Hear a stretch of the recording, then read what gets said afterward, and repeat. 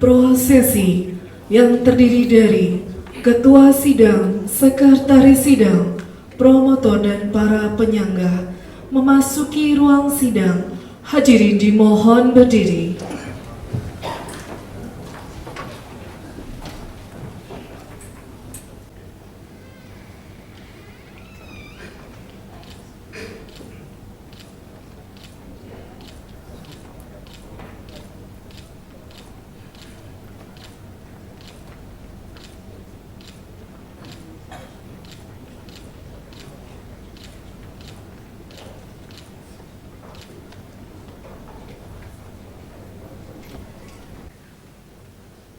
Hadirin dimohon duduk kembali.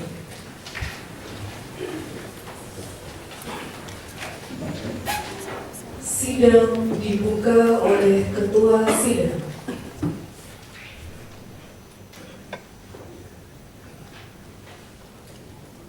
Dengan mengucapkan syukur kehadirat Tuhan Yang Maha Esa, sidang ujian doktor terbuka saya nyatakan dibuka. Sebelum sidang dimulai, Sekretaris Sidang saya mohon membacakan riwayat hidup Promovendus. Terima kasih pimpinan sidang. Riwayat hidup Promovendus. Nama H. Asri Agung Putra SH MH. Tempat dan tanggal lahir Kota Bumi 24 September 1964. Alamat rumah Rencana Loka Sektor 12 Blok O2 nomor 28A Bumi Serpong Damai Tangerang. Keluarga istri Yusneli, anak Farid Irfan Sidik, Abiyu Ilham Hafid, Farhan Adli Fauzan, Nisrina Mutiara Asri. Riwayat pendidikan SDN 1 Bandar Jaya tahun 1977, SMPN Gunung Sugi 1981, SMAN Poncowati 1984, S1 Universitas Lampung 1988, S2 Universitas Lampung 2001.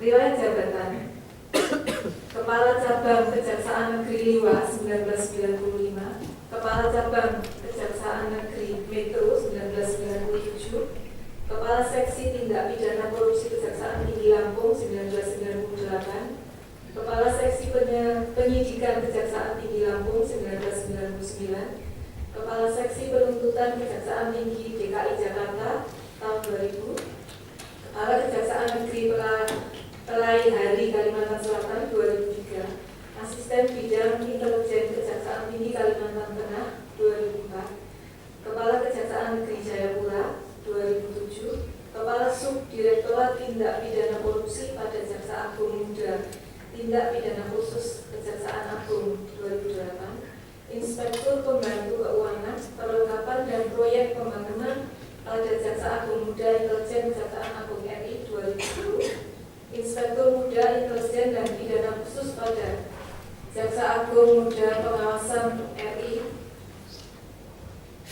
tahun 2011, Asisten Bidang Tindak Pidana Umum pada Kejaksaan Tinggi Jawa Barat 2011, Koordinator Jaksa Agung Muda Tindak Pidana Khusus pada Kejaksaan Agung RI 2013, Wakil Kepala Kejaksaan Tinggi Kepulauan Riau 2015. Diklat yang diikuti diantaranya Prajabatan, Mira Intelijen, Refleksi Kors Tingkat Pakajadi se-Indonesia 2017.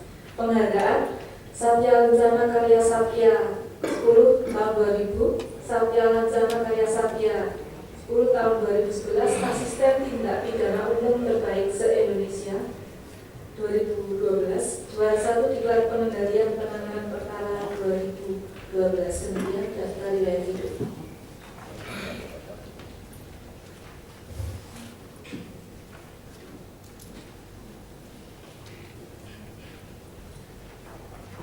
Sidang ujian doktor terbuka yang saya hormati, Promovendus Saudara Asri Agung Putra SHMH, mahasiswa angkatan tahun 2012, telah menempuh ujian doktor tertutup dinyatakan lulus.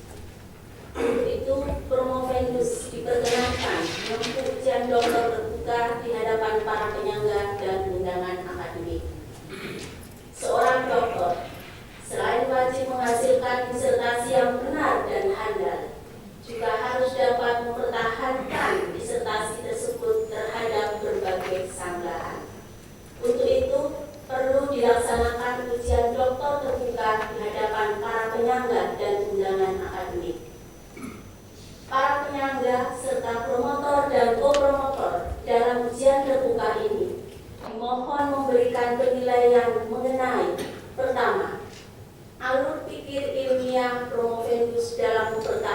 mempertahankan disertasinya terhadap berbagai sanggahan.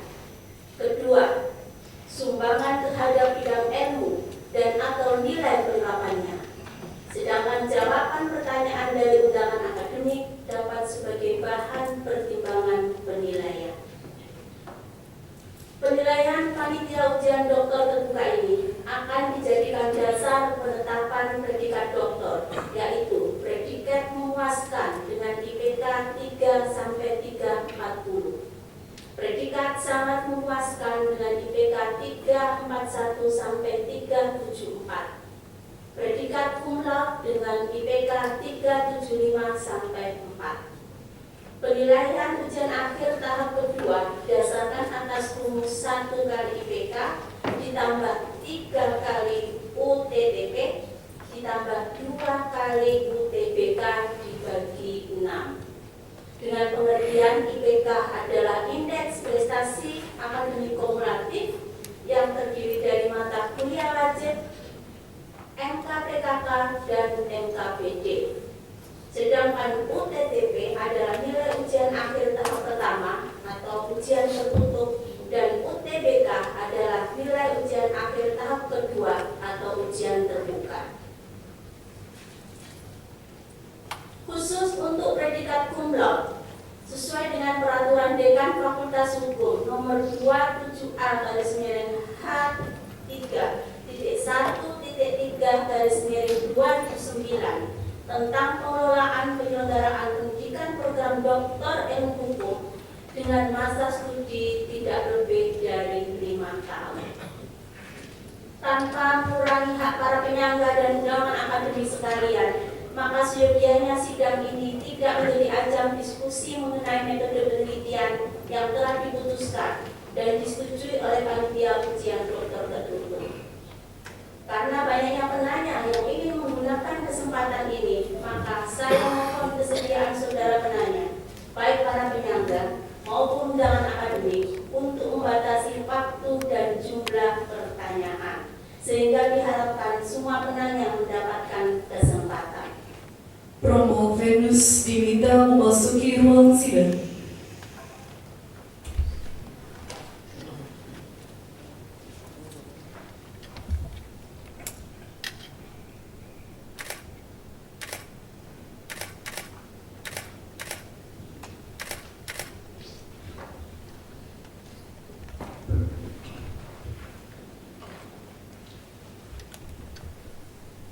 Saudara Promo Venus, Saudara Asri Agung Putra SH MH. Saya minta datang di hadapan sidang ujian ini dengan maksud agar saudara dapat mempertahankan disertasi saudara terhadap sanggahan para penyangga. Sebelum saudara Promo Venus mempertahankan disertasi, saya ingin bertanya dulu. Apakah saudara pada saat ini merasa sehat jiwa dan raga serta siap untuk diuji? Insya Allah sehat. Alhamdulillah. Kalau begitu saya persilakan saudara Promo Venus untuk mempresentasikan hasil penelitian saudara selama 10 sampai 15 menit.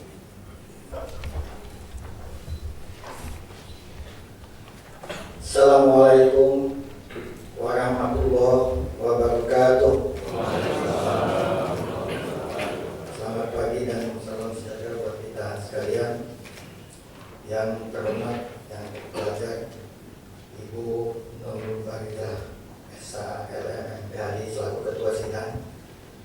Yang terhormat, yang terpelajar, Ibu Dr. Lina Hastuti SHMH selaku Sekretaris Sidang. Yang terhormat, yang terpelajar, Profesor Dr. Nur Basuki MH selaku promotor.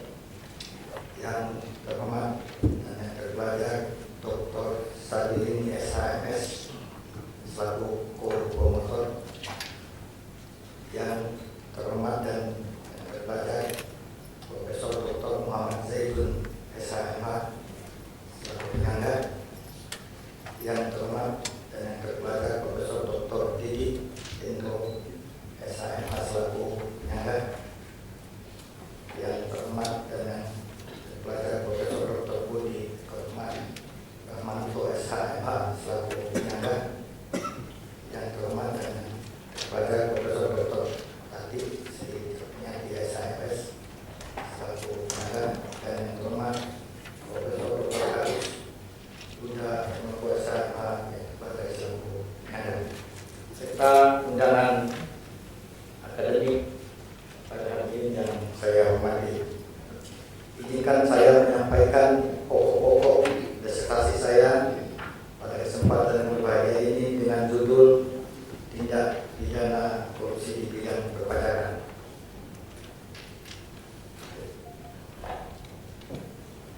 Bapak dan Ibu sekalian, sebagaimana kita ketahui bahwa pajak merupakan penerimaan negara yang menjadi modal utama negara dalam rangka pelaksanaan pemerintahan maupun pembangunan nasional. Dalam Undang-Undang Perpajakan pasal 43 ayat 3 di sana dijelaskan bahwa apabila berdasarkan bukti permulaan ditemukan unsur tindak pidana, maka terhadap pegawai Direktorat Jenderal Pajak wajib diproses menggunakan Undang-Undang Tindak Pidana Korupsi. Hal ini nampaknya sejalan dengan apa yang tertuang dalam pasal 14 Undang-Undang Tindak Pidana Korupsi, yang di situ antara lain menyatakan bahwa apabila ada undang-undang menyatakan secara tegas bahwa tindak pidana atau tindak pidana korupsi, maka berlaku Undang-Undang Pemberantasan Tindak Pidana Korupsi. Namun di dalam praktek pada fakta di lapangan ditemukan berbagai persepsi sehingga interpretasi akan pasal-pasal ini berbeda-beda. Sebagai contoh, kasus penggelapan yang menyangkut Hotel Ocean Blue di Bali itu disidik oleh kejaksaan dengan menggunakan Undang-Undang Tipikor, Undang-Undang Tindak Pidana Korupsi, meskipun pada akhirnya dihentikan. Kemudian notaris yang tidak menyetorkan pajak di Semarang itu disidik menggunakan Undang-Undang Tindak Pidana Korupsi. Padahal tadi dikatakan dalam pasal 43 ayat 3 bahwa terkait dengan tindak pidana perpajakan itu hanya pegawai Direktorat Jenderal Pajak. Kemudian kasus yang paling hangat yaitu kasus Gayus Tambunan, itu disidik menggunakan Undang-Undang Tindak Pidana Korupsi. Ada hal yang lebih mencolok lagi, itu kasus Bendaharawan di Bendahara Umum Daerah, itu menggunakan Undang-Undang Tindak Pidana Korupsi. Tapi di Magitsa itu Bendahara Umum dikenakan Undang-Undang Pajak, sehingga terjadi kesimpang siuran dalam prakteknya. Apalagi di situ ada ketentuan yang terlihat sekali ada kontradiktifnya dalam pasal 44 Undang-Undang Ketentuan Umum dan Tata Cara Perpajakan, bahwa penyidikan terhadap tindak pidana perpajakan apabila si pelakunya membayar denda dan ditambah 4 kali lipat, itu bisa dihentikan penyidikannya. Tetapi sebaliknya pasal 4 Undang-Undang Tipikor, meskipun dikembalikan kerugian negaranya, itu tetap tidak menghapuskan pidananya. Oleh karenanya saya tertarik untuk melakukan penelitian ini. Dalam penelitian ini ada 2 masalah pokok yang ingin saya kaji. Dan yang pertama, apa filosofi tindak pidana korupsi di bidang perpajakan? Kemudian yang kedua, apa karakteristik tindak pidana perpajakan yang berimplikasi tindak pidana korupsi? Untuk menjamin originalitas penelitian saya melakukan pelacakan dan penelitian beberapa disertasi yang terkait tentang perpajakan. Yang pertama, disertasi saya ini dengan judul Kepatuhan Hukum dalam konteks kebijakan kriminal di bidang perpajakan. Kemudian yang kedua, disertasi Muhammad Jafar Saidi dengan judul Perlindungan Hukum Wajib Pajak dalam Penyelesaian Sengketa Pajak.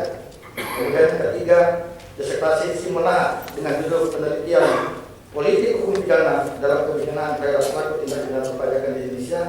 Kemudian yang keempat, disertasi Asep Nana Mulyana dengan judul konsep sanksi dalam tindak pidana di bidang perpajakan dihubungkan dengan upaya peningkatan penerimaan negara. Kemudian yang kelima, disertasi Abdullah dengan judul perlindungan hukum bagi wajib pajak atas penggunaan wewenang dalam rangka pengawasan pajak. Kemudian yang keenam, disertasi Iwan Suhardi dengan judul eksistensi Undang-Undang 6 tahun 1983 tentang ketentuan umum dan tata cara perpajakan dalam pembangunan sistem hukum pajak nasional. Dari pencermatan saya, tidak ada satupun yang bersentuhan dengan substansi yang akan saya lakukan penelitian, yakni tentang tindak pidana korupsi di bidang perpajakan. Pimpinan sidang dan tim penyangga yang saya hormati, metode dalam penelitian ini saya melakukan pendekatan 4 pendekatan, yakni yang pertama pendekatan undang-undang dengan mengkaji baik itu undang-undang pajak maupun undang-undang tindak pidana korupsi. Kemudian saya dukung dengan analisis terhadap undang-undang lain yang substansinya mendukung penelitian ini. Kemudian pendekatan konseptual dengan memperhatikan konsep-konsep dogma-dogma dari para ahli. Kemudian yang ketiga, pendekatan komparatif atau pendekatan perbandingan. Dalam hal ini saya mengkaji undang-undang perpajakan dan tindak pidana korupsi di 4 negara, yaitu Cina, Belanda, Singapura, dan Spanyol. Selanjutnya pendekatan kasus, ada 4 kasus yang sudah mempunyai kekuatan hukum tetap yang saya jadikan kajian. Jadi putusan Pengadilan Negeri Marissa nomor 54 tahun 2014, kemudian putusan Mahkamah Agung nomor 1198 tahun 2011, kemudian putusan Pengadilan Negeri Semarang nomor 156 tahun 2015, dan putusan Mahkamah Agung nomor 2750 tahun 2010 yang masing-masing ada yang menerapkan undang-undang tipikor dan ada yang menerapkan undang-undang perpajakan. Dari hasil penelitian saya berkesimpulan untuk menjawab 2 permasalahan yang tadi saya ingin temukan solusinya. Yang pertama, apa filosofi tindak pidana korupsi di bidang perpajakan? Bahwa ketentuan pidana korupsi yang diatur dalam Undang-Undang Pemberantasan Tindak Pidana Korupsi hanya berlaku dan dapat diterapkan kepada pegawai Direktorat Jenderal Pajak dengan berlandaskan pada filosofi pengaturan tindak pidana korupsi di bidang perpajakan, yaitu kepastian hukum dalam pemungutan pajak, kemudian keadilan bagi wajib pajak dan masyarakat. Yang ketiga, pengawasan terhadap pelaksanaan wewenang dan diskresi pegawai Direktorat Jenderal Pajak. Yang keempat, tindak pidana perpajakan melibatkan pegawai Direktorat Jenderal Pajak. Dan filosofi yang kelima, perlindungan dan peningkatan penerimaan pajak. Jadi ada 5 filosofi ini, sehingga saya berkesimpulan bahwa terhadap pegawai Direktorat Jenderal Pajak dikenakan undang-undang tidak pidana korupsi, bukan undang-undang perpajakan. Selanjutnya, untuk menjawab permasalahan kedua tentang karakteristik tindak pidana perpajakan yang berimplikasi tindak pidana korupsi, dari hasil penelitian ada beberapa karakteristik tindak pidana perpajakan yang berimplikasi tindak pidana korupsi, yaitu tindak pidana tindakan pegawai Direktorat Jenderal Pajak yang merugikan keuangan negara. Kemudian tindakan pegawai Direktorat Jenderal Pajak yang melakukan penyalahgunaan wewenang dan jabatan. Kemudian tindak pidana suap dan gratifikasi. Keempat karakteristik tersebut, tindak pidana perpajakan yang berimplikasi tindak pidana korupsi tersebut hanya berlaku bagi pegawai Direktorat Jenderal Pajak. Selanjutnya, terkait penerapan ini, saya berpegang pada beberapa prinsip berdasarkan hasil penelitian, yakni prinsip hukum dalam penegakan tindak pidana perpajakan yang berimplikasi tindak pidana korupsi, yaitu prinsip primum remedium bagi pegawai Direktorat Jenderal Pajak, kemudian prinsip ultimum remedium bagi wajib pajak, kemudian prinsip lex specialis sistematis, dan prinsip pembatasan pembelakuan penyertaan dan pembantuan. Itulah yang menjadi prinsip dalam melihat karakteristik tindak pidana perpajakan yang berimplikasi tindak pidana korupsi. Pada akhirnya dalam penelitian disertasi ini saya menyampaikan beberapa saran. Yang pertama ini perlu dilakukan perubahan terhadap ketentuan pasal 3 ayat 3 Undang-Undang Ketentuan Umum dan Tata Cara Perpajakan. Yang saya dalam hal ini merekomendasikan harus secara tegas bahwa dalam ketentuan pasal itu yang semula berbunyi apabila berdasarkan bukti permulaan ditemukan unsur tindak pidana korupsi, maka terhadap pegawai Direktorat Jenderal Pajak wajib diproses menggunakan undang-undang tindak pidana korupsi. Saya mengusulkan ditambah hanya terhadap pegawai Direktorat Jenderal Pajak yang wajib diproses melalui menggunakan undang-undang tindak pidana korupsi. Kemudian pembaruan undang-undang ketentuan umum dan tata cara perpajakan untuk mengatur secara tegas mengenai karakteristik kualifikasi tindak pidana bidang perpajakan yang berimplikasi tindak pidana korupsi serta beberapa prinsip-prinsip hukum yang perlu dimasukkan ke dalam undang-undang pemberantasan tindak pidana korupsi. Demikian pokok-pokok disertasi saya. Mohon pimpinan sidang dan penyangga bisa. Terima kasih.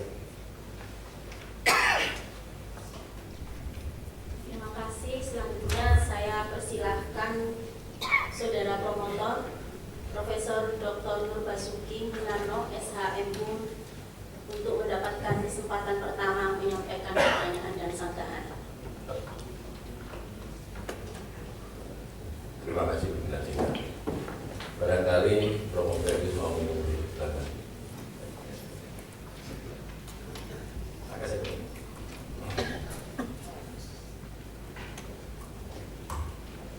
Baik, Assalamualaikum warahmatullahi wabarakatuh. Waalaikumsalam. Salam sejahtera bagi kita semua. Romo Ferdius jangan nervous sampai prosoker dilupakan. Kelihatan dari Bapak itu nervous. Tenang aja, Bapak ini sudah lulus gitu kan. Jadi santai aja, waktunya 2 jam baru Bapak nervous. Mulai sekarang repot semua nanti. Baik, sangat menarik apa yang Romo Ferdius tulis kaitannya dengan tindak pidana perpajakan yang berimplikasi tindak pidana korupsi. Memang kalau kita lihat di dalam praktek penegakan hukumnya, semua ditarik ke korupsi. Ya, illegal mining, illegal fishing, perbankan, termasuk juga pajak. Tentu saja aparat penegak hukum itu kan menegakkan norma. Di dalam menegakkan norma itu harus tahu tentang konsep atau unsur dari norma. Kalau dalam undang-undang perpajakan, konsepnya itu merugikan penerimaan negara. Sedangkan di dalam undang-undang korupsi, normanya itu adalah merugikan keuangan negara. Dari dua konsep itu tadi, menurut saudara, apakah dua konsep itu tadi itu sama ataukah tidak? Silakan. Terima kasih yang terhormat Profesor Dr. Nur Basuki atas pertanyaannya. Apakah kerugian penerimaan negara dengan kerugian negara itu sama? Dalam konteks undang-undang perpajakan tidak sama kok. Jadi dulu saya jelaskan bahwa mengacu kepada undang-undang keuangan negara bahwa yang masuk dalam terkait dengan pajak itu adalah keuangan negara adalah hak untuk menarik pajak, hak untuk memungut pajak. Dalam konteks ini, terminologi tentang kerugian pendapatan negara atau kerugian penerimaan negara itu beda dengan terminologi kerugian keuangan negara.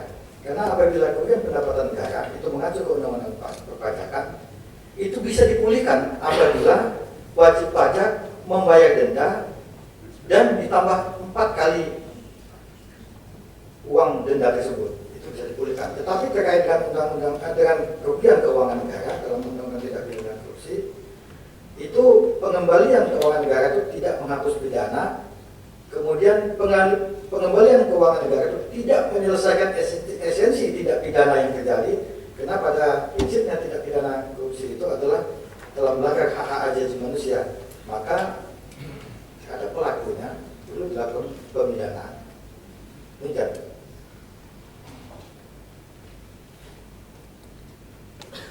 Baik, berarti dua konsep itu dua konsep yang berbeda ya.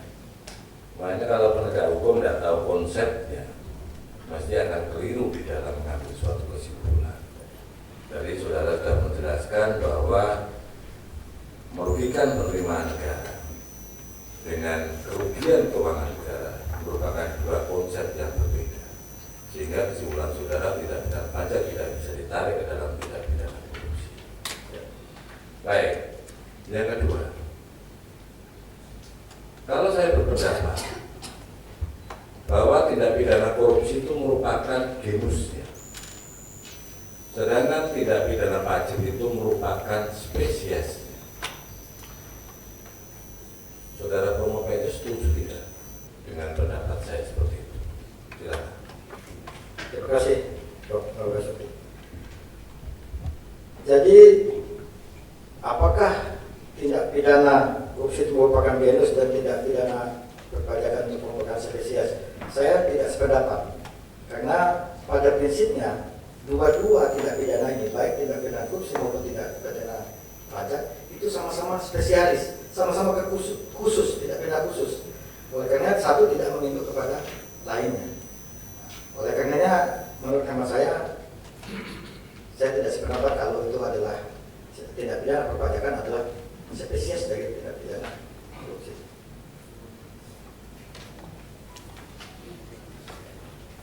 Baik, yang terakhir,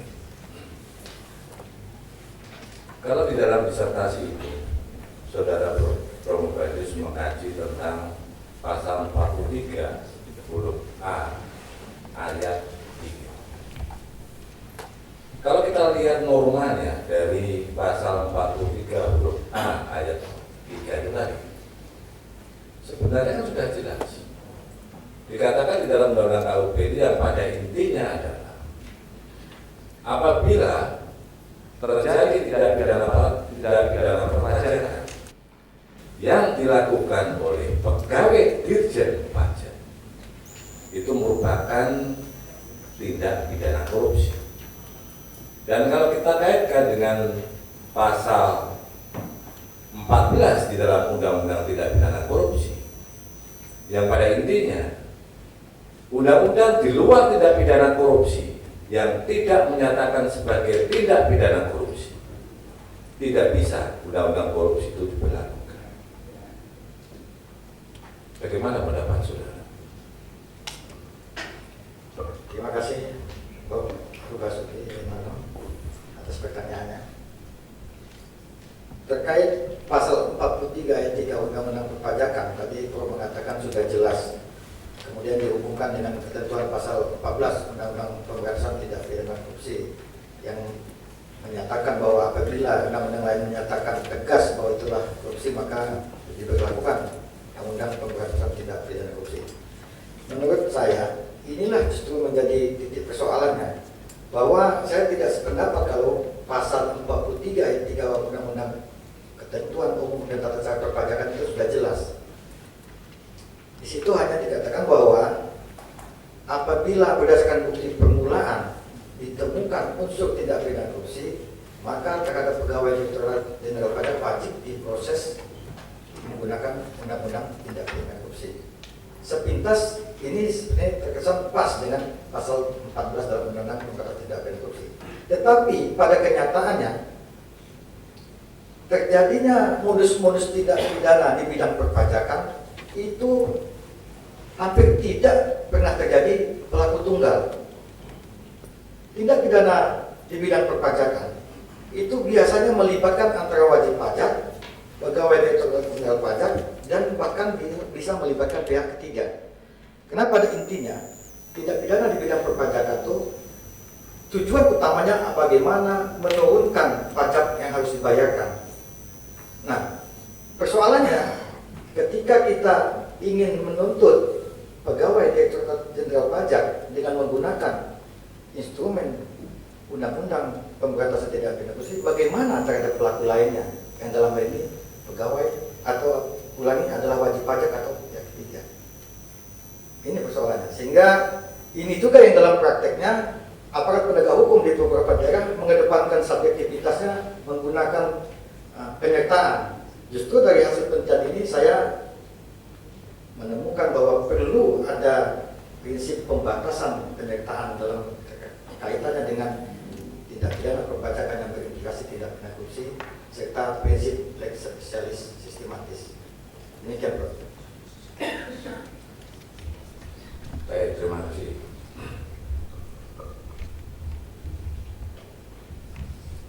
Saya persilakan kepada Ibu Dr. Sandrini SH MS. Terima kasih Ibu Dr. Nurul Raisa selaku Ketua Sidang.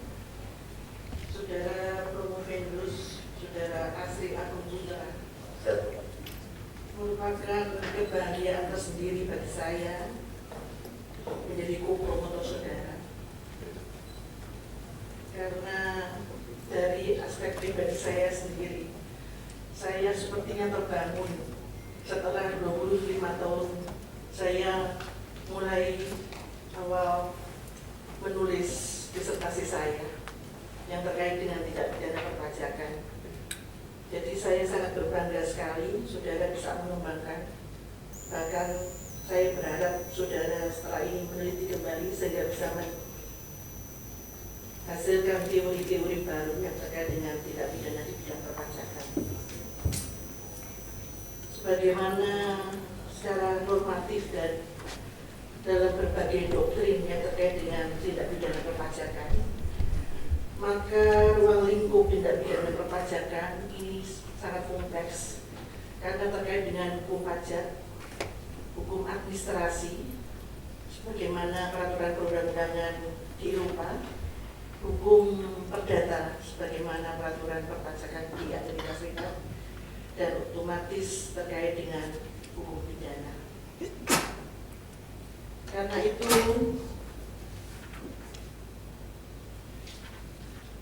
unsur perlindungan hukum wajib pajak tidak bisa dikesampingkan kalau kita membicarakan tindak pidana di bidang perpajakan. Apalagi saudara mengkaitkannya dengan tindak pidana korupsi. Dan dalam disertasi saudara berpegang teguh pada konsep bahwa tindak pidana di bidang perpajakan itu merupakan bisa berimplikasi tindak pidana korupsi dan itu hanya berlaku untuk pegawai pajak. Saya mohon klarifikasi kembali terhadap konsep yang saudara pegang teguh tersebut. Mengapa tindak pidana korupsi di bidang perpajakan hanya berlaku bagi pegawai pajak? Silakan dijawab. Terima kasih atas pertanyaannya, Dr. Sandrini. Mengapa tindak pidana korupsi di bidang perpajakan hanya berlaku bagi pegawai Direktorat Pajak? Saya dari penelitian yang saya lakukan, saya sangat tertarik pada pendapat Profesor Rahmat Suminto. Beliau mengatakan bahwa pajak itu adalah modal dasar untuk melaksanakan pembangunan dan pemerintahan. Oleh karenanya terhadap pihak dalam hal ini yang menyisihkan kekayaannya, kekayaan pribadinya untuk kekayaan negara, ini perlu ada apresiasi, perlu ada penghargaan, perlu ada penghormatan. Itu satu titik tolak saya melakukan kesimpulan itu tadi. Kemudian pegawai Direktorat Jenderal Pajak dalam kapasitas kapasitasnya sebagai pegawai Direktorat Jenderal Pajak, dia mempunyai kewenangan yang absolut. Dia mempunyai kewenangan menarik pajak, dia mempunyai kewenangan melakukan kebijakan menentukan jumlah pajak. Kemudian yang paling absolut lagi, dia mempunyai kewenangan melakukan penegakan hukum di bidang perpajakan. Bahkan dalam undang-undang perpajakan, satu-satunya penyidik adalah pegawai Direktorat Jenderal Pajak. Jadi perkara pajak tidak boleh disidik oleh penyidik lain. Sehingga apabila kewenangan ini tidak dijaga dengan cermat, tidak dijaga dengan instrumen yang mantap, yang pas, ini akan bisa terjadi abuse power, akan bisa terjadi penyimpangan sehingga hakikat pajak untuk melaksanakan pembangunan ini bisa tidak terpenuhi. Sebagaimana saya sampaikan bahwa ada beberapa filosofi terkait hal ini. Oleh karenanya, pada kesimpulannya, saya menyimpulkan bahwa terhadap pegawai Direktorat Jenderal Pajak agar dikenakan instrumen undang-undang pemberantasan tindak pidana korupsi apabila melakukan perbuatan yang merugikan keuangan negara, melakukan perbuatan penyalahgunaan kewenangan atau jabatan, melakukan suap atau gratifikasi. Demikian.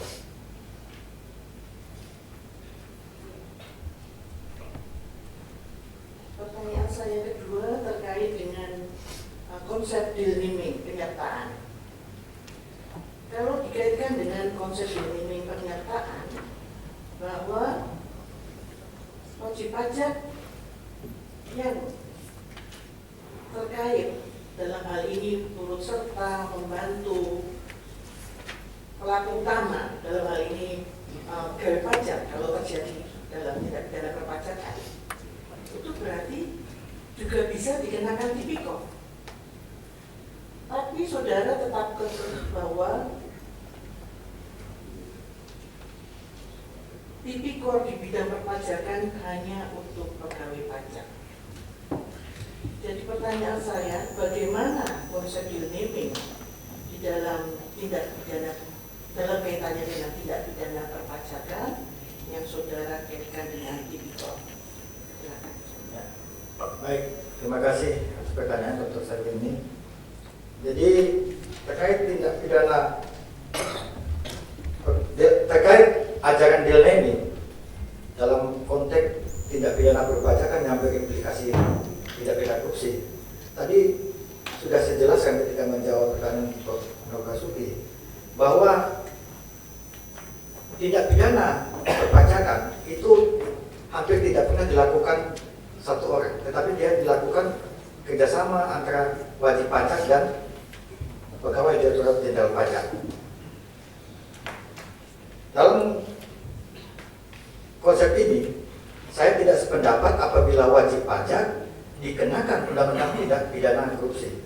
Kemudian bagaimana prinsip-prinsip yang harus kita lakukan? Saya mengusulkan adanya pembatasan ajaran penyertaan, pembatasan deal naming dalam hal ini, bahwa terhadap pegawai Direktorat Jenderal Pajak dikenakan undang-undang tindak pidana korupsi, sedangkan sedangkan wajib pajak dikenakan undang-undang pajak.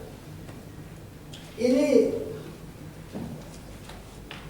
tadi saya sampaikan di muka bahwa biasanya kerjasama antara pegawai Direktorat Jenderal Pajak dengan wajib pajak ini disertai dengan perbuatan-perbuatan untuk menurunkan pajak yang akan dibayarkan.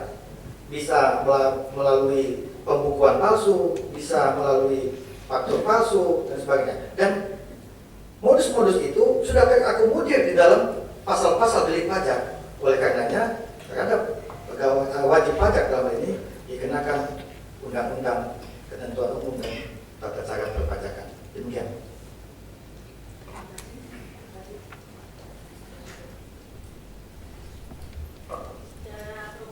Silakan minum dulu biar tidak keringat.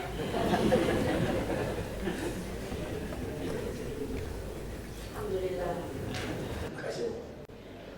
Selanjutnya saya persilahkan kepada Bapak Profesor Dr. Muhammad Zaitun SH MSI. Terima kasih Bu Ida. Saudara Prof. Fedus, saya ingin memperoleh klarifikasi dan pandangan saudara di dalam kaitan dengan tidak pidana yang berkaitan dengan ekonomi di beberapa negara di dunia ini lebih cenderung tidak mengenakan sanksi pidana dalam bentuk penjara dan sebagainya. Dan terutama berkaitan dengan pajak, ini kan dimensi ekonominya sangat kuat. Kalau sudah lihat dengan perkembangan undang-undang yang ada sekarang berkaitan dengan perpajakan dan berkaitan dengan korupsi tadi, apakah saudara sependapat mengikuti perkembangan dunia yang lain di negara-negara yang telah maju, bahwa mereka lebih cenderung untuk mengembalikan kerugian negara dalam bentuk uangnya tadi itu daripada memenjarakan orang? Bagaimana pandangan saudara hari ini? Terima kasih Profesor Dr. Muhammad Zaidun atas pertanyaannya. Saya sependapat dengan pendekatan yang dilakukan oleh negara maju. Artinya, karena filosofinya pajak itu adalah memasukkan uang sebanyak-banyaknya untuk mendukung pelaksanaan pembangunan negara. Oleh karenanya, bagaimana pendekatan terhadap penyimpangan terhadap pajak ini adalah pendekatan administrasi dan pendekatan keperdataan. Apabila ingin menggunakan instrumen tidak pidana, itu adalah ultimum remedium. Demikian, Pak. Yang mengikuti perkembangan di nasional hukum pajaknya ya, apa? Dan ekonomi ya. Ini mungkin ke depan saya mengembangkan pikiran-pikiran itu dalam bentuk teori yang akan sudah kembangkan nanti. Yang kedua, saya ingin hal yang praktis lagi. Kalau melihat hasil temuan saudara, indikasi apa bagi penegakan hukum di bidang perpajakan ini? Ini hasil temuan saudara di disertasi ini. Apa indikasi bagi penegakan hukum? Dari hasil temuan saya serta saran yang saya sampaikan, saya sangat berharap sekali bahwa apabila rekomendasi saya ini bisa diterapkan, maka income pajak kepada negara itu akan meningkat, kemudian perlindungan terhadap wajib pajak akan menjadi memenuhi rasa keadilan, serta akan memberikan kepastian hukum khususnya bagi wajib pajak maupun bagi kita yang menikmati pembangunan ini, masyarakat pada umumnya, dengan adanya norma yang tegas, baik itu dalam undang-undang ketentuan umum tentang perpajakan maupun dalam undang-undang pemberantasan tindak pidana korupsi. Demikian. Terima kasih. Mudah-mudahan demikian saudara kami yang perlu respon dari pemerintah untuk membangun mikir kembali tentang kaitan dengan pajak ini. Terima kasih. Terima kasih, Bina. Selanjutnya saya persilakan kepada Bapak Profesor Dr. Endro Didi Endro Purwosono SHMH. Terima kasih pimpinan sidang. Assalamualaikum warahmatullahi wabarakatuh. Ini seperti reuni S3 ini ya. Alhamdulillah banyak datang. Baik Pak Sri, masih banyak ya pertanyaan santai aja ini ya. Saya mau mengklarifikasi lagi ya, supaya lebih clear. Di disertasi saudara itu ada bab 2, itu dengan judul tindak pidana korupsi di bidang perpajakan. Kemudian di bab 3, tindak pidana perpajakan yang berimplikasi tipikor. Nah ini saya mau klarifikasi sebetulnya apakah ada perbedaan. Kemudian fokus pembahasan saudara yang mana? Silakan. Terima kasih Profesor Dr. Didi Endro atas pertanyaannya. Jadi memang di dalam penulisan ini ada 2 frase yang saya gunakan, tindak pidana korupsi di bidang perpajakan dan tindak pidana perpajakan dan implikasi tindak pidana korupsi. Sebetulnya muaranya sama kok. Itu adalah tindak korupsi di bidang yang menyangkut perpajakan. Hanya apabila tindak pidana korupsi di bidang perpajakan itu pendekatannya menggunakan undang-undang tindak pidana korupsi, tetapi kalau yang tindak pidana perpajakan yang berimplikasi tindak pidana korupsi itu pendekatannya menggunakan undang-undang pajak. Tapi pada prinsipnya itu sama, yaitu ingin melihat tindak pidana perpajakan yang di mana yang bisa berimplikasi tindak pidana korupsi. Demikian, Bro. Baik, tadi sudah ditekankan oleh pimpinan sidang bahwa tidak boleh bicara metode pendekatan ya. Tetapi yang sangat menarik bahwa saudara di dalam analisis itu saudara membandingkan dengan beberapa negara. Nah, dari negara-negara yang saudara, ini juga menyambung projectil ya, dari negara-negara yang saudara kaji, apakah ada aturan di negara-negara yang saudara kaji itu bahwa kalau perpajakan itu juga nanti bisa diseret ke korupsi, karena seperti problem tadi kan dikit-dikit korupsi. Nah sekarang dari negara-negara yang saudara kaji itu sebetulnya, karena seingat saya Bu ini juga seringkali memberi informasi kalau kita bicara pajak itu kan uang pribadi orang, bukan uang negara. Kenapa kok dikatakan korupsi kan begitu? Makanya sangat menarik saudara sudah memperbandingkan dengan beberapa negara. Nah pertanyaan saya, negara-negara yang saudara gunakan sebagai kajian, apakah juga ada aturannya bahwa itu korupsi? Gitu? Silakan. Terima kasih Bu. Jadi ada 4 negara yang saya jadikan studi perbandingan, yaitu Cina, Belanda, Singapura, dan Spanyol. Saya akan mulai menjelaskan tentang Singapura. Singapura ini yang paling, untuk saat ini dari hasil penelitian saya, ini yang paling efektif kok. Di Singapura ini kesadaran wajib pajaknya luar biasa. Jadi sangat efektif. Oleh karena di sana apabila dan ketentuan tentang pajak ini diatur dalam undang-undang perpajakan sendiri. Dan di situ baik wajib pajak maupun pegawai itu dikenakan undang-undang pajak. Kemudian kalau di Cina itu diatur dalam undang-undang KUHP Cina, dan di sana ancaman pidana luar biasa. Bahkan ada ancaman hukuman mati di Cina. Tetapi kalau di Belanda itu sangat ringan. Jadi pajak itu, dan dia tidak mengkhususkan kepada pegawai negara pajak karena tidak ada korupsi. Ya bahkan lebih mengedepankan, sebagaimana tadi disampaikan oleh Prof. Zaidun, lebih mengedepankan pada denda pidananya. Yang paling pas sesuai dengan hasil penelitian saya adalah Spanyol. Di Spanyol itu dia memisahkan. Jadi bagi wajib pajak dikenakan undang-undang perpajakan, dan bagi pegawai direktur pajak dikenakan undang-undang tindak pidana korupsi. Jadi kalau kita merujuk ke hasil perbandingan yang saya lakukan, maka yang cocok dengan kita atau yang saya usulkan sama dengan kita adalah mencontoh Spanyol. Terima kasih. Baik, yang terakhir berarti saudara sepakat ya. Ini saya juga bangga ya, karena saudara berani beda pendapat dengan promotor tadi bilang. Gak apa-apa, beda pendapat itu kan sah-sah saja, itu apalagi pendapatan itu ya.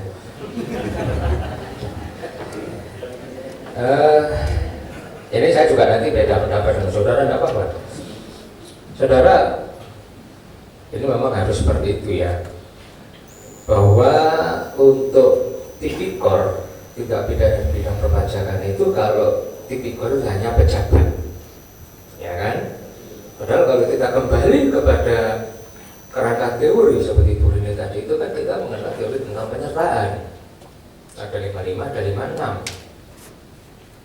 Kan tidak mungkin wajib pajak itu tidak menginginkan sesuatu untuk tanda petik menyuap pejabat pajak, ya kan? Misalnya tadi saudara juga membawakan ingin pengurangan, pembebasan dan sebagainya, itu ya. Makanya di sini saya tambahan atau apa jadinya kerangka berpikir saudara. Pertanyaan begini, kenapa kalau wajib pajak kena undang-undang perpajakan ya, kalau pejabat kena tipikor? Pertanyaan saya sudah panjang lebar jawabnya. Ancaman pidananya berat mana? Karena kalau dikaitkan dengan misalnya suap, itu kan ada suap aktif, ada suap pasif. Penyuap ancaman lebih berat. Nah sekarang mudah-mudahan saudara bisa memberikan informasi pada saya, khususnya yang nyuap pejabat dengan pejabat dengan tipikor ini kena perpajakan ini ringan yang mana? Padahal kalau misalnya tidak diiming kan juga pejabat bisa jadi dia itu jujur, gara-gara diiming jadi nggak jujur kan gitu. Berat mana pidananya atau ancaman pidananya? Silakan. Baik, terima kasih Dr. Tinggi atas pertanyaannya. Kalau kita melihat dimensi pidana baik tindak pidana perpajakan maupun tindak pidana korupsi, mana yang lebih berat? Saya ingin menyampaikan bahwa mengacu kepada pasal-pasal yang ada di tindak pidana perpajakan maupun tindak pidana korupsi, itu lebih berat. Ancaman pidana badan yang harusnya itu adalah tindak pidana korupsi.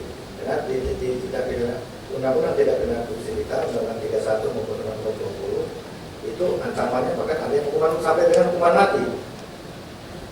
Kalau di undang-undang perpajakan ancamannya 6 tahun, dan bagi residip yang 1 tahun belum selesai mengulangi lagi itu bisa tambah 1 kali lipat, jadi 12 tahun. Artinya kalau hukuman badan itu lebih berat, undang-undang tipikor.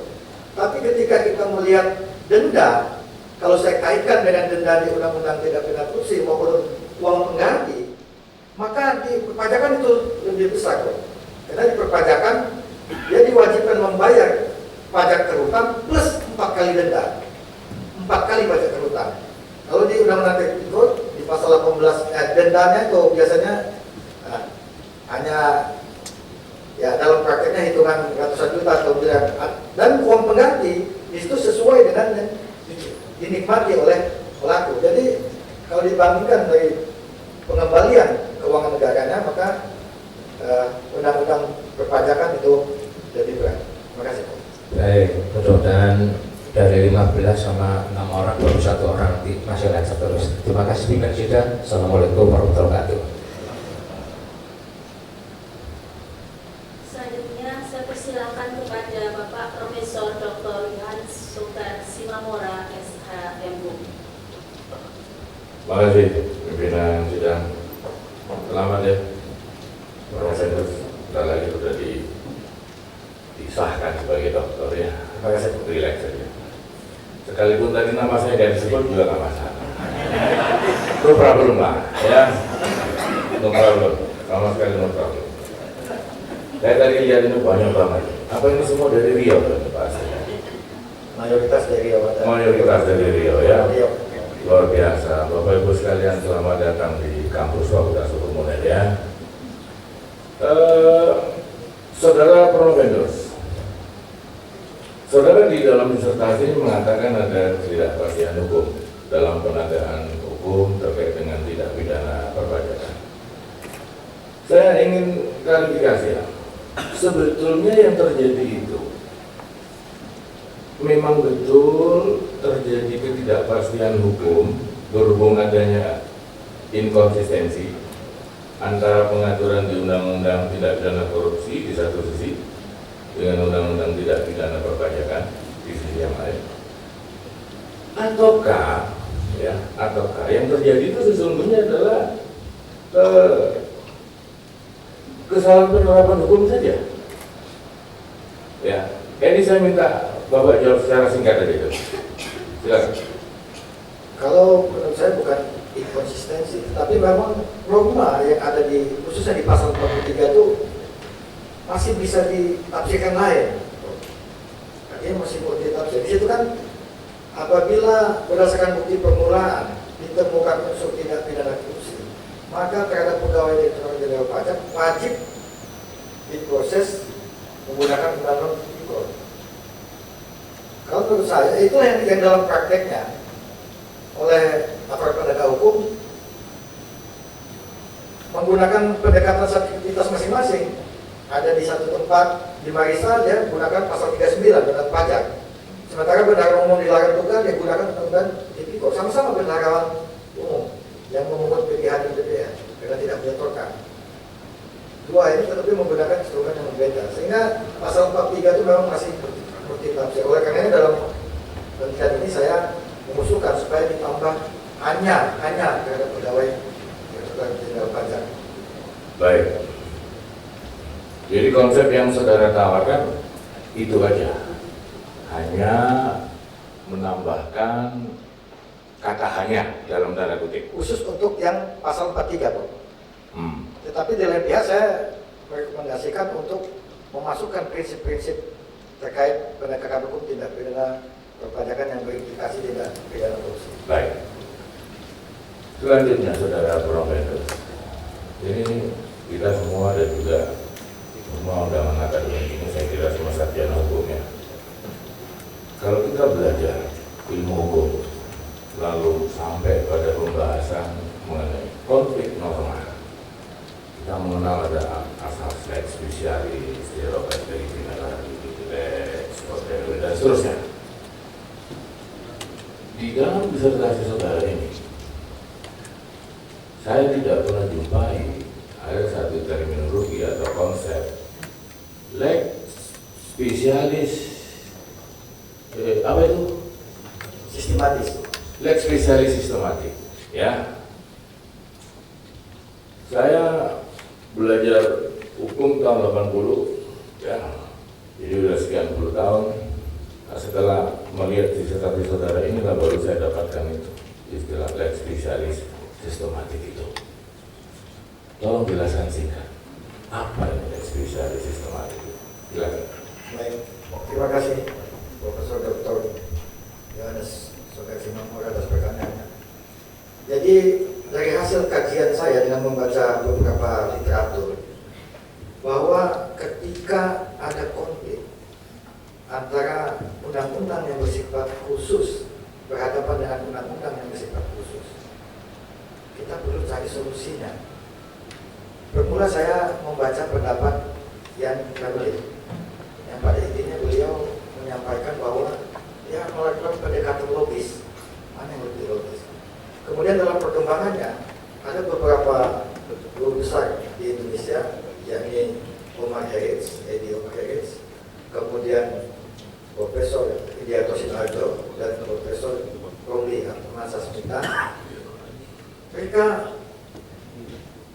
mengajukan konsep lex spesialis sistematis. Artinya kalau menurut Edi Omar Harris bahwa apabila terjadi konflik norma khusus dengan khusus, maka cari norma yang paling dominan mengatur tentang itu dan cari norma yang paling detail atau terinci mengatur tentang itu.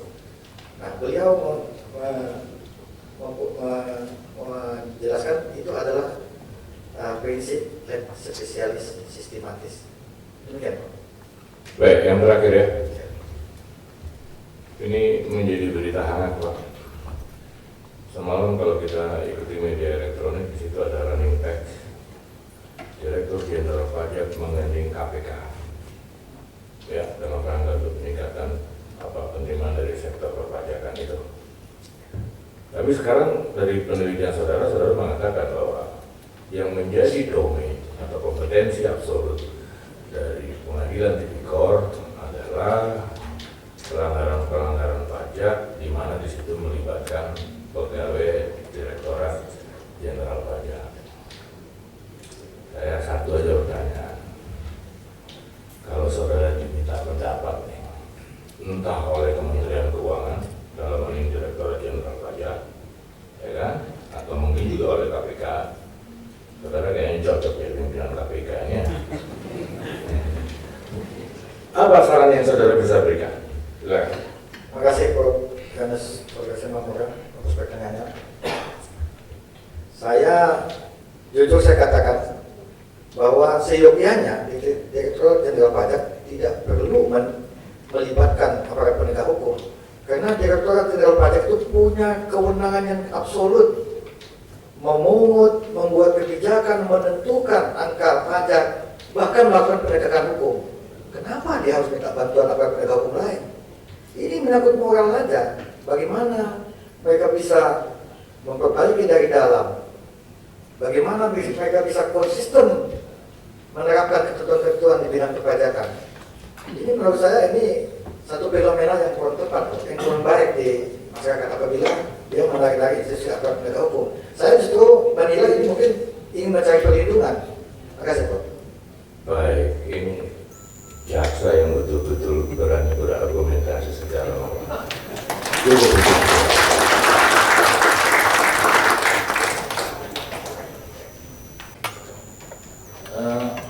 saya masih ada kan pajak.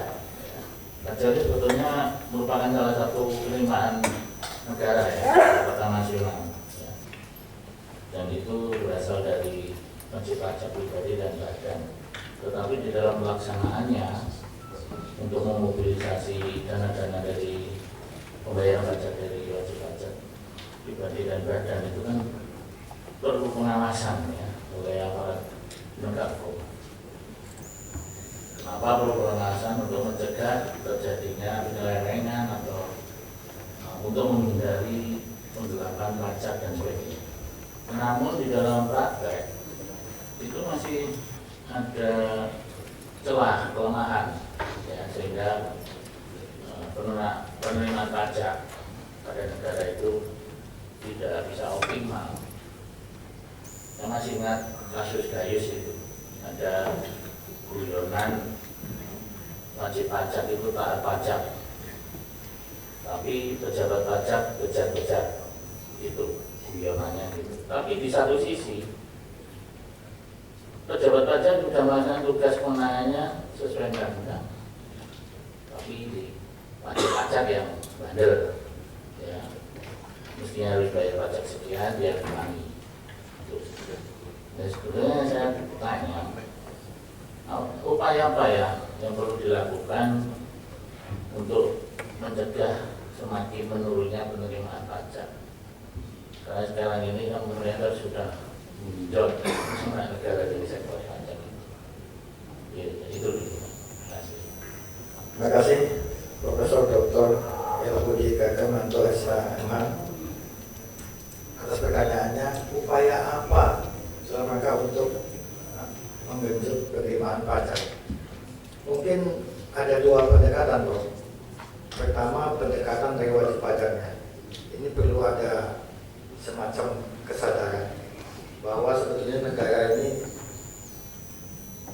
legislatif, eksekutif maupun yudikatif itu hanya pelaksana, tetapi negara itu tanggung jawab semua kita sebagai wajib pajak, baik itu perorangan maupun badan.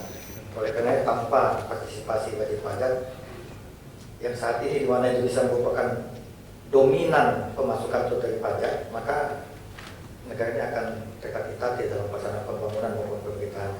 Saya bahkan coba-coba memprediksi ke depan, mungkin nanti modal utama pelaksanaan pembangunan dan pemerintahan itu adalah pajak, karena nanti mungkin sumber daya alam akan semakin menipis, mungkin investasi juga akan sulit dan sebagainya.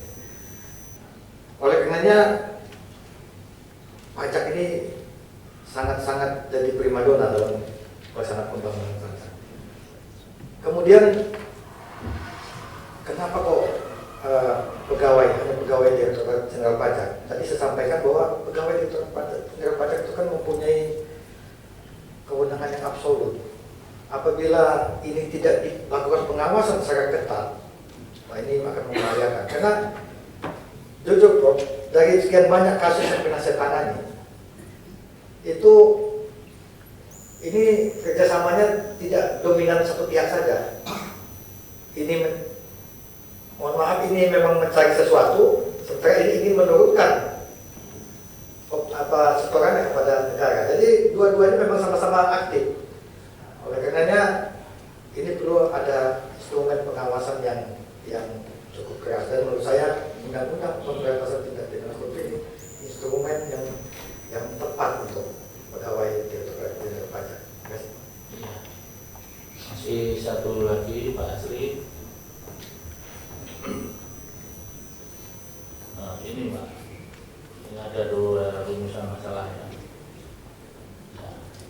Kira-kira teori dan konsep apa yang Bapak gunakan untuk menganalisis rumusan utama dan rumusan masalah pertama dan rumusan masalah kedua? Dan di sini ada teori konsep-konsep yang Bapak tulis di dalam disertasi. Jadi kira-kira teori dan konsep apa yang sekiranya cocok untuk menganalisis rumusan masalah pertama dan kedua? Terima kasih. Terima kasih Prof. Terkait rumusan masalah yang pertama tentang filosofi di bidang perpajakan, Ini memang saya melakukan pendekatan-pendekatan sistematis terhadap dua undang-undang, yaitu undang-undang perpajakan maupun undang-undang tindak pidana korupsi. Saya ingin melihat dari dua ini sebetulnya apa sih filosofinya. Sementara saya menyimpulkan bahwa pegawai Direktorat Jenderal Pajak itu adalah harus dikenakan undang-undang tipikor. Nah, kemudian yang terkait dengan prinsip-prinsip tadi, pendekatannya tadi saya diantaranya melalui kajian-kajian atau doktrin-doktrin yang disampaikan oleh para ahli, termasuk diantaranya saya merujuk kepada pendapat Profesor Rahmat Sumitro, kemudian Jan Remeling maupun Edi Umar Heri terkait dengan penghargaan terhadap wajib pajak, karena wajib pajak merupakan pihak yang mensupport pelaksanaan pembangunan nasional dan pemerintahan. Di lain pihak, kita harus memperhatikan mana undang-undang yang lebih tepat, yang lebih dominan dan yang lebih terinci dalam mengatur tentang tindak pidana yang terjadi. Mungkin teori-teori itu proyek saya. Iya, terima kasih Mas. Saya kira cukup. Di buku bacaan, di bacaannya tulisan saudara, lalu di pembahasan, kemudian di footnote, kutipan, nama saya tidak ada P-nya. Kalau bicara local wisdom ini kan budaya. Saya orang Jawa. Katanya ada gini, asmo kinario montro. Jadi artinya nama itu mengandung doa. Nama saya Jatniati, tapi Sri Jatniati. Ini ngomong dulu supaya tersenyum. Sri itu dari padi, Jat, makanya jangan Jamiati. Jat itu elok, jadi dari hatinya elok seperti dari padi. Doanya yang besar itu. Tapi saya juga nggak mau dipanggil, karena di dia ada nama Jat itu dua. Dipanggil Pak Jat, bagus. Kalau saya dipanggil Bu Jat, jadi lain. Senyum lagi, jadi saya berhasil kali. Mohon maaf, salah pengertian. Tidak apa-apa, ini cuma guyonan saja tadi benar kok. Nanti kalau disertasinya diambil rujukan orang lain, jadi sudah betul kan P-nya harus ada. Siap. Nah, kemudian berkaitan dengan saudara menyajikan temuan bahwa ada leg spesialis sistematik. Saya juga baru tahu ini, Prof. Saudara tadi juga mengatakan begitu. Saya bidang hukum tata negara hukum administrasi, tidak ada itu ya. Kebenaran kalau norma hukum itu ya, kebenarannya itu adalah pragmatik. Jadi kebenaran diukur oleh kesepakatan sejawat sekeahlian. Nah itu makanya mungkin ini temuan baru yang perlu saya tanyakan juga terkait dengan ini. Saudara membahas mengenai legal enforcement di dalam disertasi saudara. Legal enforcement dalam kejahatan perpajakan itu susah. Karena apa?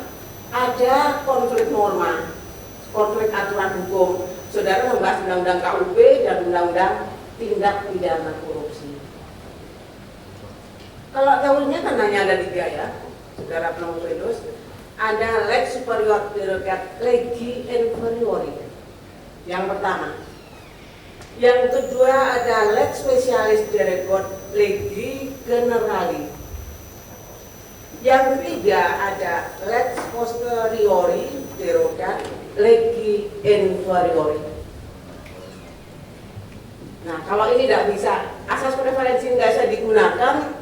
Kalau dalam tataran kita, hukum tata negara, hukum administrasi, ada pendekatan konsep, ada pendekatan perundang-undangan, kemudian juga kebenaran yang rasional.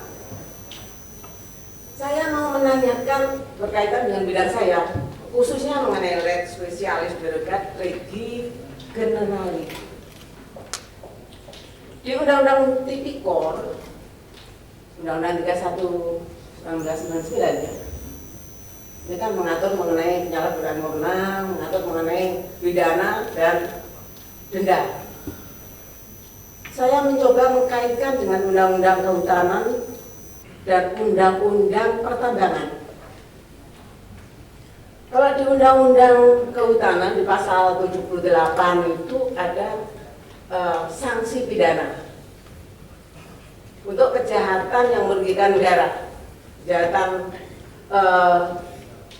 kehutanan, tapi kaitannya dengan perpajakan.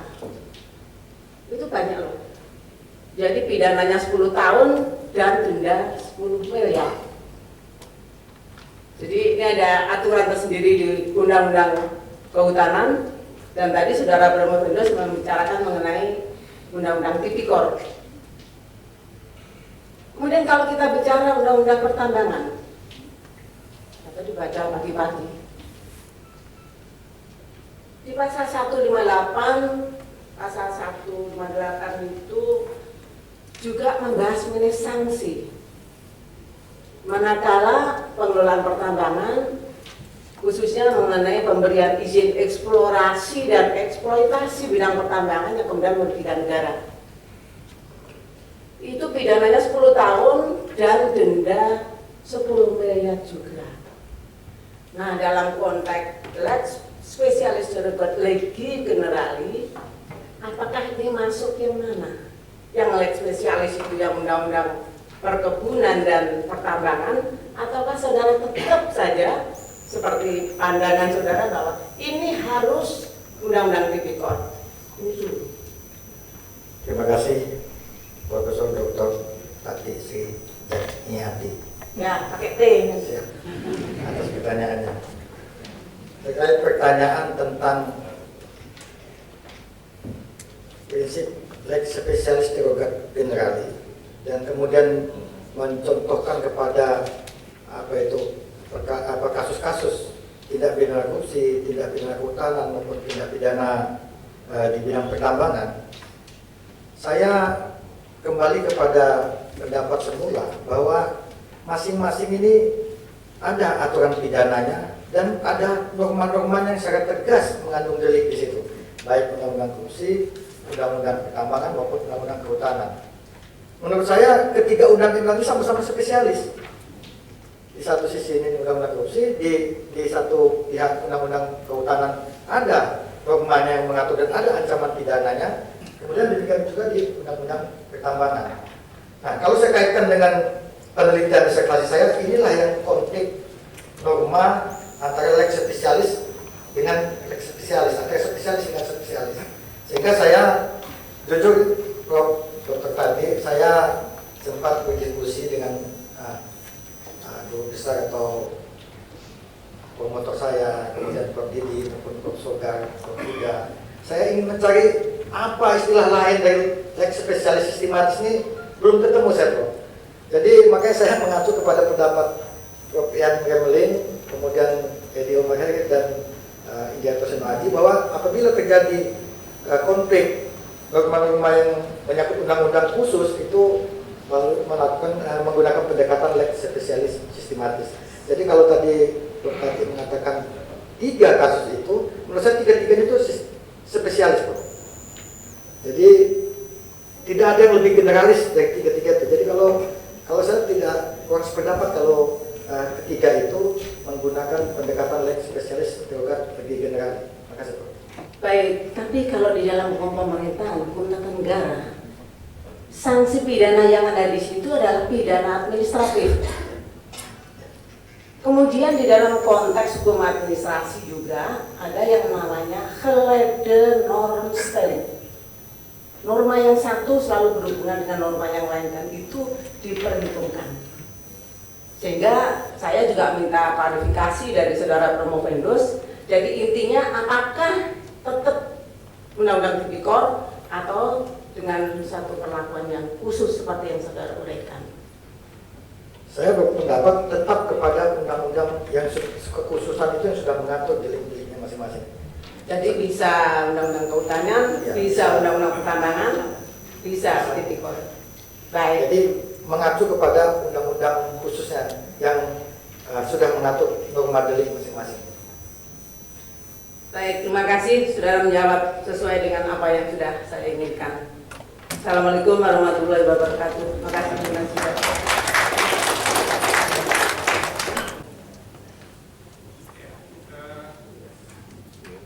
Sebenarnya rasio penelitian saudara, namun disertasi itu diawali dengan sebuah proses kontemplasi yang mendalam. Kenapa yang mendasari pertimbangan saudara memilih topik ini? Terima kasih Profesor Dr. Agus Surya Henoto atas pertanyaannya. Apa yang mendasari sehingga saya tergelitik untuk meneliti? Prof, saya aparat penegak hukum, kebetulan saya seorang jaksa. Di dalam kenyataan, saya menghadapi ada penanganan perkara yang berkaitan dengan pajak ini menggunakan berbagai instrumen. Saya pernah waktu tugas di Bundar ditugaskan oleh pimpinan Pak Jampisus untuk mensupervisi perkara di Aceh. Seorang bendaharawan disidik oleh Polda menggunakan undang-undang tipikor.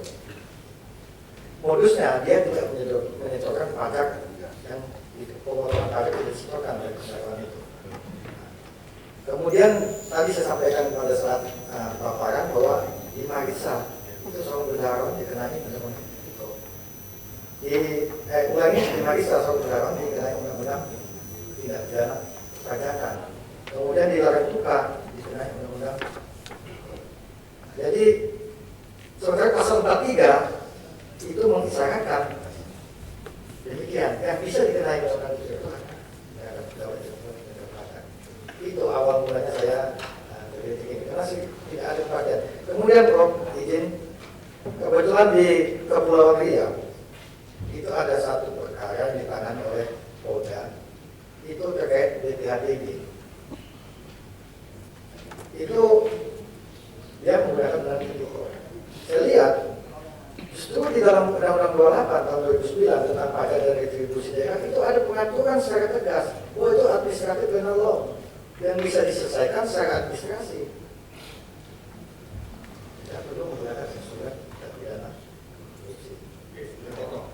Saya menjadi semakin respect dengan penelitian saudara. Satu, saudara praktisi, tapi saudara mencoba mencari landasan teoritis terkait dengan proses bisnis yang saudara lakukan. Saya pikir itu sebuah model yang tepat. Jadi kalau teman-teman mengambil investasi memang menjadi apa yang menjadi bagian dari proses bisnis, sehingga itu akan menjadi rekomendasi bagi tindak lanjut proses bisnis. Jadi bisa model. Oke, yang berikutnya, karena ini disertasi, maka goalnya, endingnya pada novelty, mengulang. Itu yang membedakan penelitian lain dengan disertasi. Temuan saudara yang original terkait dengan problematik dari apa? Terima kasih Profesor Dr. Agus Surya Henoto atas pertanyaannya. Jadi dari penelitian ini, penelitian yang saya lakukan secara mendalam, bahwa tindak pidana korupsi yang sebagaimana disyaratkan oleh pasal 43 dalam Undang-Undang Ketentuan dan Tata Cara Perpajakan itu hanya dilakukan, hanya bisa diterapkan terhadap pelaku tindak pidana, terhadap pelaku pegawai Direktorat Jenderal Pajak yang apabila tindakannya merugikan keuangan negara, apabila tindakannya menyalahgunakan kewenangan atau jabatan, suap dan gratifikasi. Nah ini mungkin menurut saya paling biasa. Terakhir, sebuah disertasi itu diakhiri dengan rekomendasi. Rekomendasi saudara yang operasional, dia nanti bisa dijadikan sebuah tool atau instrumen bagi organisasi lain. Itu apa ya kira-kira sepanjang tahun operasional dari teman saudara? Yang paling operasional menurut saya yaitu kita memperbaiki norma yang ada di pasal 43 Undang-Undang Ketentuan Cara Umum dan Tata Cara Perpajakan, sehingga tidak terjadi lagi multi tafsir terkait siapa saja yang bisa dikenai tindak pidana korupsi. Karena ada hal yang sangat prinsip lagi bahwa dua undang-undang ini penyidiknya berbeda.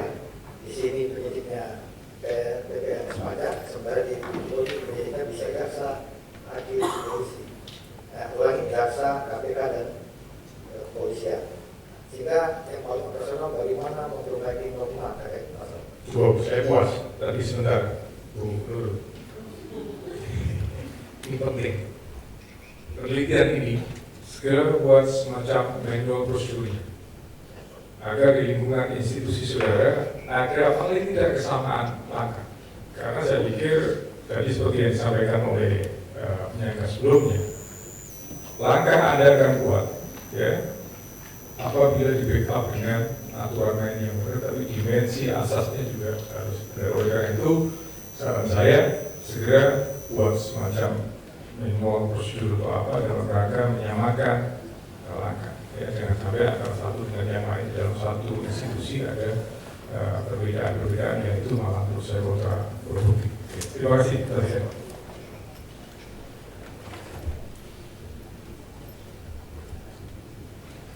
Saya persilakan kepada Ibu Dr. Rina Astuti, SHS. Terima kasih, pimpinan sidang. Saudara Promovendus, kalau tadi mungkin pertanyaannya membuat saudara tegang gitu ya. Saya bertanya yang ringan-ringan saja, yang tidak akan. Ya, enggak. Baiklah, saudara dengan jelas dan gamblang memberikan suatu penjelasan bagaimana ketentuan yang diterapkan untuk pegawai Direktorat Jenderal Pajak dan wajib pajak itu sendiri.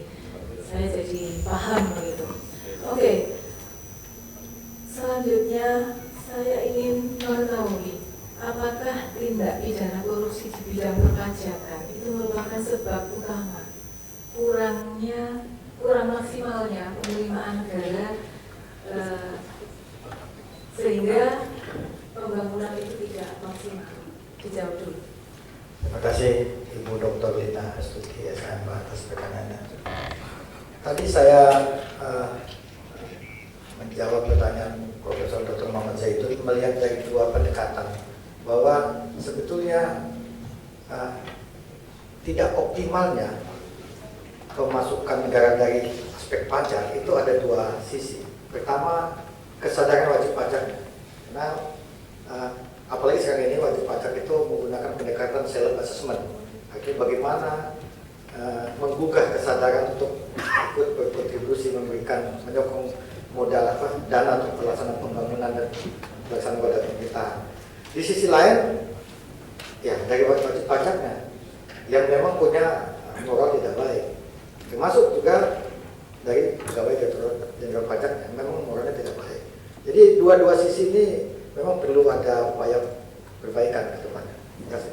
Baik, kemudian pertanyaan yang kedua, dari kasus-kasus yang pernah ada seperti kasus Gayus, kemudian juga Dana, Hendratno, kemudian Tommy dan sebagainya, kira-kira menurut saudara Promovendus, apakah sanksi yang dijatuhkan itu sudah sepadan dengan kerugian yang ditimbulkan untuk negara? Terima kasih. Kasus Gayus dari hasil kajian saya ini sudah tepat menggunakan instrumen tindak pidana korupsi dan pidana dijatuhkan maupun sanksi-sanksi denda maupun terkait uang penggantian menurut saya sudah tepat. Sudah sepadan ya? Sudah sepadan. Oke. Baik, terima kasih saudara pimpinan. Terima kasih. Masih ada waktu sedikit saya menggunakan hak saya untuk bertanya. Saudara Promovendus yang terpelajar, pertanyaan saya satu saja dan dijawab singkat ya.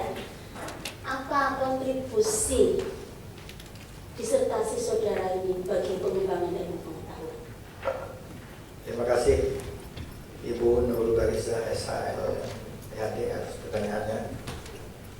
Saya memberikan satu konsep dalam rangka bahwa ketika norma itu tidak jelas, norma itu masih bisa dimultitafsirkan, maka penegakan hukum akan menjadi tidak tepat. Penegakan hukum akan menjadi tidak berkualitas. Apabila norma itu tegas, tidak bisa dimultitafsirkan, maka kita akan mendapatkan penegakan hukum yang berkualitas. Terima kasih. Baik, terima kasih. Waktu 60 menit bagi penyangga pas-pasis habis ya, telah selesai. Untuk selanjutnya kami silakan kepada undangan akademik untuk mengajukan pertanyaan. Ini ada banyak daftar di list saya undangan akademik. Mohon sebelumnya bagi undangan akademik untuk memberikan satu saja pertanyaan per undangan akademik dan pertanyaannya straightforward ya, dan jawabannya juga yang singkat-singkat saja. Saya undang yang pertama Bapak Dr. Nurdin Basirun, Esos MSI.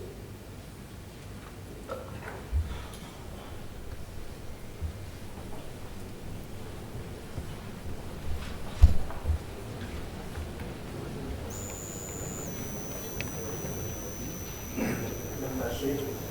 Bismillahirrahmanirrahim. Assalamualaikum warahmatullahi wabarakatuh. Waalaikumsalam. Sidang yang berbahagia Profesus sahabat kami pemerintah kembali nama tambah untuk seluruh pemuda akademik, keluarga sayang Profesus dan undangan dari masyarakat Provinsi Pulau Riau. Satu pertanyaan kita oleh kami masyarakat Pulau Riau, mana Profesus dan bersatu karyanya. Karya ini adalah kontribusi yang nyata dan sangat baik, karena pembangunan itu bukan hanya fisik yang harus kita lakukan, termasuk juga pembangunan soal energi. Saya ingin bertanya kepada Profesus yang berbahagia. Kalau kita tahu tadi Profesus sudah sampaikan modal dasar bahwa pajak itu adalah pembangunan. Di mana kita tahu pajak ini tidak tanpa kesadaran masyarakat kan menjadi beban, ya, menjadi beban bagi masyarakat sendiri. Oleh karena itu kami ingin menanyakan kepada Profesus yang sekarang sudah boleh sinum, sebenarnya bertanya itu yang menjawab sulit, tapi pertanyaan tidak kalah sulit, apalagi pertanyaan bila diambil oleh seluruh pertanyaan yang berdahulu. Yang ingin saya tanyakan, keberhasilan penegak hukum itu bukan menghukum orang sebanyak mungkin dalam manajemen administrasi negara yang zaman now ini.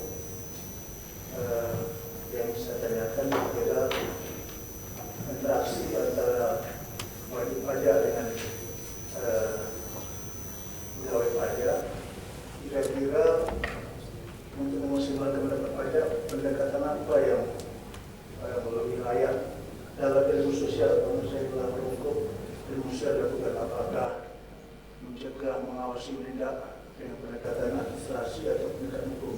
Kalau menurut mana yang lebih tepat untuk meningkatkan pendapatan negara tentang pajak zaman now? Terima kasih Bapak Dr. Nurdin Basirun, Gubernur Kepulauan Riau atas pertanyaannya. Jadi kalau Bapak menginginkan pendapat saya terkait bagaimana meningkatkan pemasukan pajak yang paling tepat, menurut saya memang bagaimana memotivasi, bagaimana menyentuh kesadaran masyarakat untuk selaku wajib pajak untuk membayar pajak sebagaimana mestinya. Dan ini peranan kita semua, termasuk peranan pemerintah daerah untuk bagaimana mensosialisasikan, mengingatkan betapa esensi pajak itu untuk menyokong pelaksanaan pembangunan, baik itu pembangunan nasional maupun pelaksanaan roda pemerintahan. Tetapi memang karena prinsipnya pajak itu adalah memasukkan sebanyak-banyaknya menjadi penerimaan negara, maka kita perlu kawal. Karena ya, seperti saya katakan tadi bahwa kalau di Singapura itu memang tingkat kesadarannya tinggi.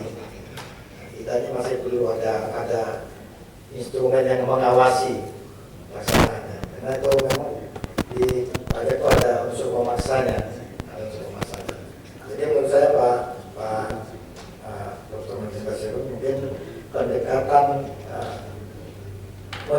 kesadaran wajib pajak itu yang lebih utama bersama. Terima kasih Pak.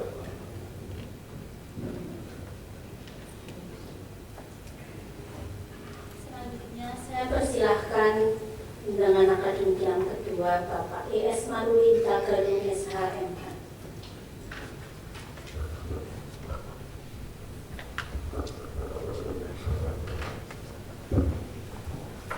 Assalamualaikum warahmatullahi wabarakatuh.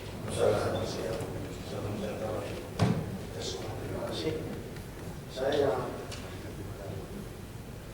ingin menyampaikan kepada Prof. Idrus bahwa tadi sudah katakan bahwa pajak adalah masukan buat negara khususnya pembangunan. Saya mau menyarankan saudara bertugas sebagai wakil jasa tinggi DKI.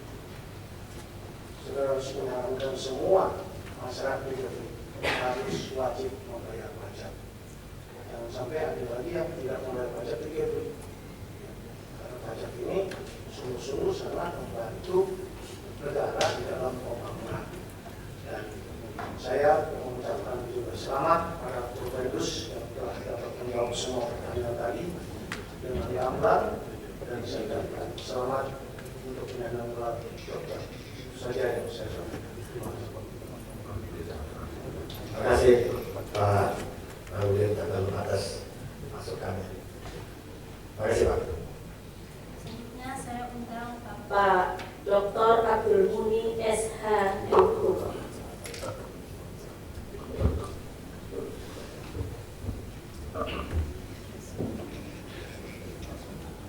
Terima kasih pimpinan sidang. Yang tegang bukan Prof. Idrus, saya juga ikut tegang. Karena pertanyaan yang akan saya tanyakan sudah ditanyakan dan dijawab dengan tegas dan lugas, sehingga saya menjadi tegang apa kira-kira yang saya tanyakan. Tetapi setelah saya baca memang dari pagi ini pertama adalah klarifikasi Pak Prof. Idrus, klarifikasi karena dari dalam menjawab pertanyaan penyampaian Prof. Didi mengatakan ini mana dan undang tindak pidana korupsi dan undang-undang ketentuan umum perpajakan. Anda menjawab umum perpajakan ini karena ancaman pidananya ahli undang-undang umum ketentuan umum perpajakan itu ada juga dendanya yang 4 kali lipat. Di samping juga ada uang pengganti. Koreksi, uang pengganti tidak ada, yang ada denda 4 kali lipat. Uang pengganti tidak ada, itu ada denda 4 kali lipat. Pertanyaan saya, apabila denda 4 kali lipat tersebut di atas, saudara sebagai praktisi dan sebagai penuntut umum tidak dibayar, langkah saudara sebagai praktisi apa yang terjadi? Yang pertama, yang kedua adalah ini klarifikasi tadi, penyidik satu-satunya adalah pegawai pajak, penyidik pajak terkait dengan undang-undang perpajakan. Tetapi saudara dalam tulisan halaman 4, koreksi, saya membaca saudara menulis dari ketentuan pasal 44B undang-undang perpajakan itu atas permintaan Menteri Keuangan, Jaksa Agung dapat menghentikan penyidikan. Saya garis bawahi dapat menghentikan penyidikan. Kalimat ini mengandung arti bahwa jaksa berwenang melakukan penyidikan. Koreksi, barangkali salah tulis. Apakah karena ini bertentangan dengan sebelumnya di halaman 4 tentang mekanisme penghentian penuntutan, tapi ditulisnya penghentian penyidikan. Nah ini hanya koreksi saja. Nanti dibaca ulang pasal 44 ya, huruf B ayat 1 di undang-undang ketentuan umum perpajakan. Kalau mengacu kepada satu-satunya penyidik yang berwenang melakukan penyidikan undang-undang tindak pidana perpajakan adalah pegawai pajak, pegawai negeri, ya tidak pajak. Kalau non-konsekuen begitu, maka yang berwenang melakukan penghentian penyidikan adalah bukan jaksa agung. Nah ini hanya koreksi aja, jangan tulis. Kira-kira itu yang dapat saya sampaikan. Terima kasih. Assalamualaikum warahmatullahi wabarakatuh. Terima kasih Bapak Dr. Abdul Munie SHMH atas pertanyaannya. Yang pertama terkait ada uang pengganti dari pajak, memang mungkin tadi hanya ini bahwa uang pengganti itu memang di rezim tindak pidana korupsi, mungkin hanya pendengaran kita yang pas, jadi di pajak memang tidak ada. Kemudian terkait ketentuan pasal 44B tentang penghentian, itu sebetulnya bukan penghentian penuntutan dan penghentian penyidikan. Memang jaksa agung itu hanya merekomendasikan persetujuan. Dalam implementasinya memang yang menghentikan Direktorat Jenderal Pajak, tapi atas persetujuan jaksa agung dalam implementasinya. Saya rasa demikian Pak. Terima kasih.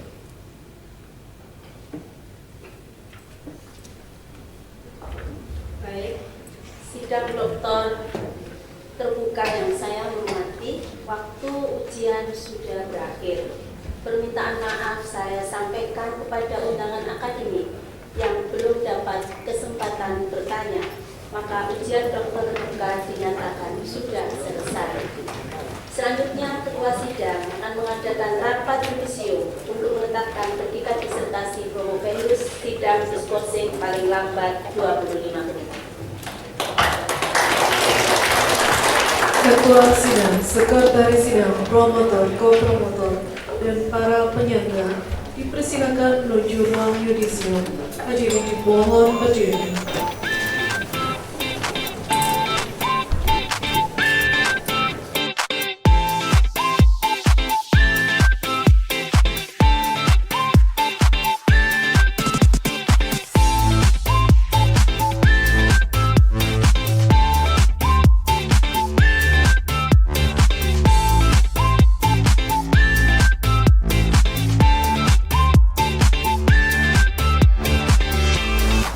Pembacaan hasil yudisium oleh Ketua Sidang.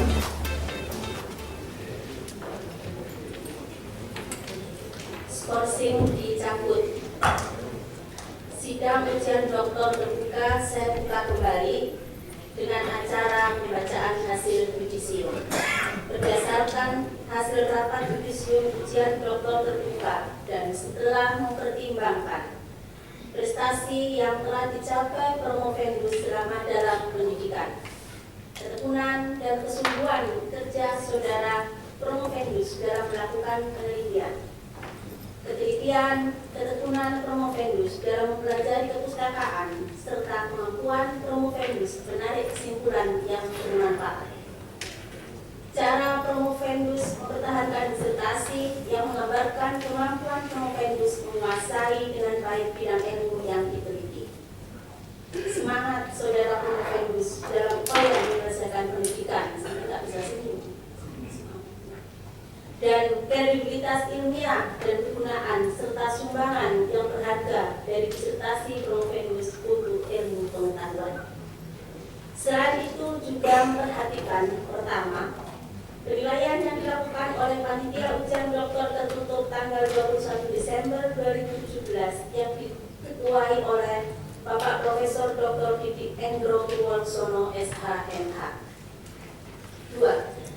Segala peraturan dan wewenang yang ada pada Fakultas Hukum Universitas Airlangga, maka dengan ini Ketua Sidang memutuskan bahwa disertasi saudara promovendus diterima dan dengan demikian saudara Asri Agung Putra SHMH telah menyelesaikan pendidikan doktor dalam program studi ilmu hukum serta dinyatakan lulus dengan predikat sangat memuaskan.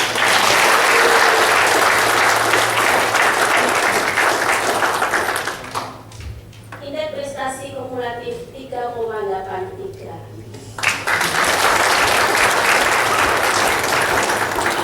Ini sebenarnya Bapak Ibu bisa kumlot, tetapi karena masa studinya lebih dari 5 tahun, maka dengan sangat sayang sekali tidak bisa mendapatkan kumlot ya.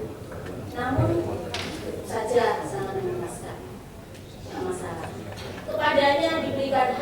memakai gelar doktor dan dengan hak dan kewajiban serta kehormatan yang menurut hukum melekat pada gelar tersebut. Asri Agung Putra SHMH adalah doktor yang ke-349 dari program studi ilmu hukum Fakultas Hukum Universitas Airlangga. Penyerahan ijazah oleh promotor kepada Dr. Asri Agung Putra S.